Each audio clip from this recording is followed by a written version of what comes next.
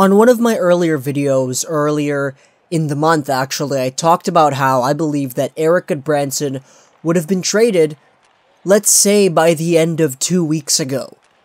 And, of course, he's not traded. He's still on the team. He's a member of the organization.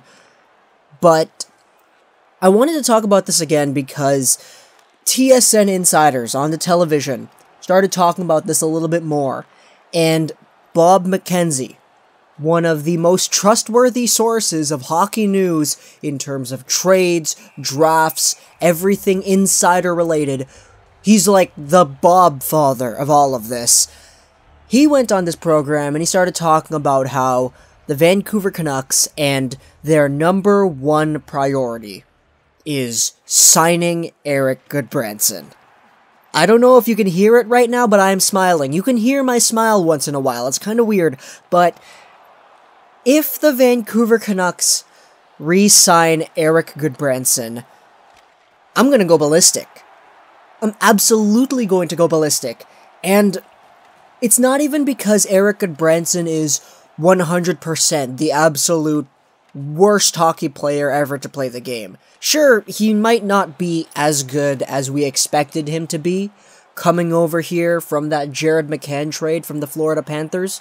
I'm not gonna lie, Erik Gudbranson hasn't really been the best defenseman on the team. He's been injured a lot, and when he does play, he makes a lot of mistakes. Him playing with Hutton is atrocious at times, and even though he does provide a good physical presence, I don't think that outweighs all of the negative impact that he has on the team. Sure, he's a heavy impact player that's able to shove guys around and enforce a physical presence on the Canucks, but I don't like everything else that he does. But regardless, it's not even that I'd be pissed off with us re-signing him because he's bad.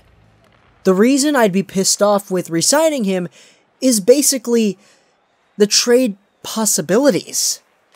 Because Bob McKenzie on this insider trading thing on TSN, he talked about how the Vancouver Canucks, they've been getting tons of offers for Erik Gudbranson.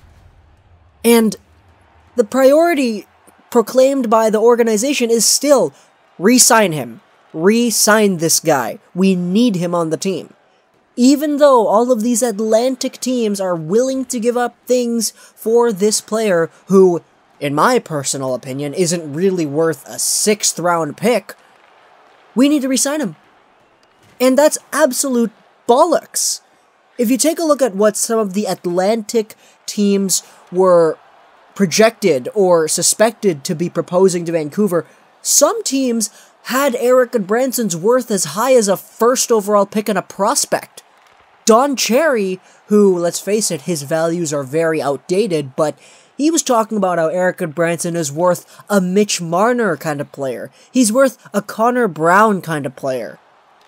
And it's just incredible to me that the Vancouver Canucks have the audacity to look at all of these trade offers in the face, potential 1st round picks, potential prospects, potential 2nds or 3rds. Don't get me wrong, those are overpaying for Erik Gudbranson, but the fact that Atlantic teams are willing to give that up, and the Vancouver Canucks are sitting here looking at that, taking these trade offers and being like, nope, sorry, we won't take this, we want to keep him.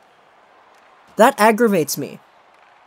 And I know that this is probably, if he does get traded, and everything goes right, we get a 1st, we get like Timothy Liljegren or something for Erik Gudbranson, and they come over to Vancouver, Gudbranson goes out to the Atlantic, then I'm going to be sitting here just laughing really hard because this is what I hoped would have happened.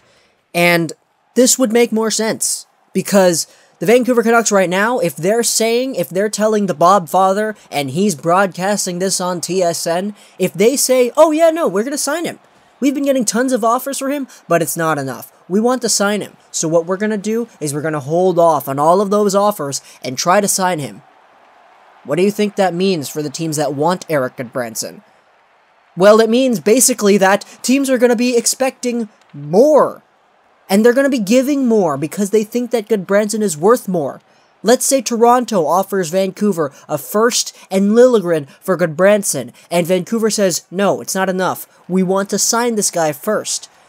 Toronto, if they're desperate, they're going to add something else to make that trade work even more in the Canucks' favor, so the Canucks are more tempted to be saying yes, which means, ultimately, Vancouver gets more.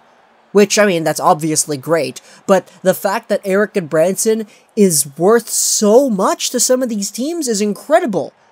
Like, he's absolute trash. I mean that with all due respect, but the dude's making money playing professional hockey. I think I have the right to critique his game. And his game isn't good. Sure, his game isn't really been existing at all since he's been injured recently, but him playing with, like, Ben Hutton and stuff, it sucks. Him playing in our own zone, it sucks. Him playing in the penalty kill, it sucks. Sure, he's a big physical presence, but I don't think that's enough. And the fact that some teams are willing to give a first up for this guy? Jeez, man, what the hell? Jim Benning, please. But I digress. If this does end up best case scenario, then that would lead to the Vancouver Canucks waiting things out, maybe until, like, the trade deadline or something, or maybe, like, in 2 weeks, and getting a massive haul for Erik Gudbranson. Because it hasn't been hidden, the fact that teams like Gudbranson. They like him because he's a big, powerful, right-handed guy who could be that physical presence, plus he speaks French. They like him. Atlantic teams really want a player like Gudbranson. And if you take a look at what other guys have gotten over the past few years, let's look at Travis Hamonic, because he's also a right-handed defenseman, went from the Islanders over to the Flames. He fetched a first, a second, and a conditional second. And that's one player. Well, it was the conditional fourth as well, but Travis Hamonic, one right-handed defenseman, was able to fetch that. And Erik Gudbranson, I'd say he's worse than Hamonic. Probably by a lot. I don't like Gudbranson's play. I don't think he's a good player. But teams value him. Atlantic teams, they like him. So what does that mean for Jim Benning? Well, it means that he will have a few offers on his hands, and he will have to choose which one is the best. That is, of course, assuming that we trade him. If we don't trade him, I'm just going to be furious, because the fact is, teams want him, and they'd be willing to give things up for him. Hamonic fetched 3 picks. If we could get 2 picks for Erik Gudbranson, that's an absolute steal. Erik Gudbranson, in my opinion, is not worth anything more than a 6th-round pick.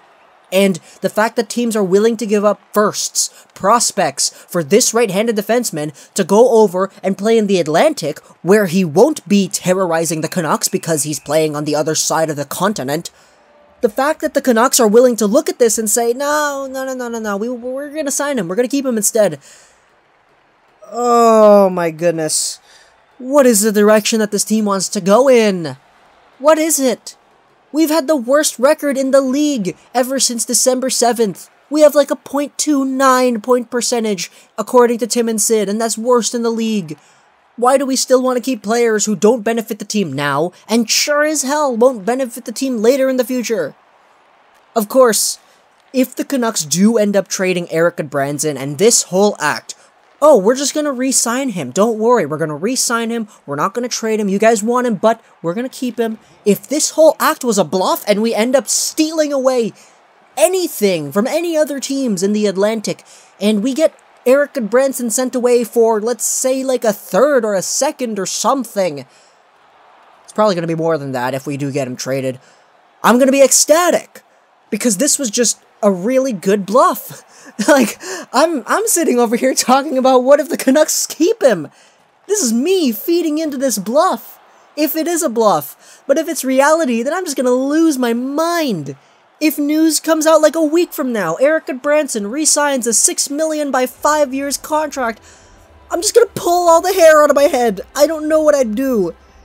But, man, I talked a little bit earlier about how I trust Benning, and how I really do believe that the trades last year, Burrows for Dahlin and Goldolbin for Hansen, I felt that those trades really did cement in my mind that Jim Benning knew the direction that we wanted to take. And I just hope to God that this moment right here, this moment where Erik Gudbranson and his trade value is very high, teams are willing to give up first-round picks for him, I just hope Benning makes the right choice. And the right choice in this situation, hands down, it's not to re-sign Erik Gudbranson. He won't add anything to the team in the future, and he doesn't add anything now. So if we can exchange that for anything remotely helpful to the team, let's say 5 years down the line, then I just really hope we do it.